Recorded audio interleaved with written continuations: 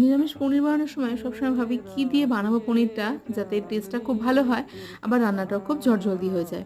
তো ভেবেচিন্তে আজকে একটা হোয়াইট গ্রেভি পনির বানাবো ঠিক করেছি, এখন সেটাই তোমাদের সঙ্গে শেয়ার করব। তার জন্য প্রথমে কাজু, কিশমিশ, আলমন্ড আর পোস্তটাকে জলে ভিজিয়ে রেখে দেবো আধ ঘন্টার মতো। এদিকে কড়াইতে দিচ্ছি সাদা তেল আর 1 চামচ ঘি, গরম মশলা তেজপাতাটা ফোড়ন দিয়ে পনিরটাকে হালকা করে ভেজে নিচ্ছি।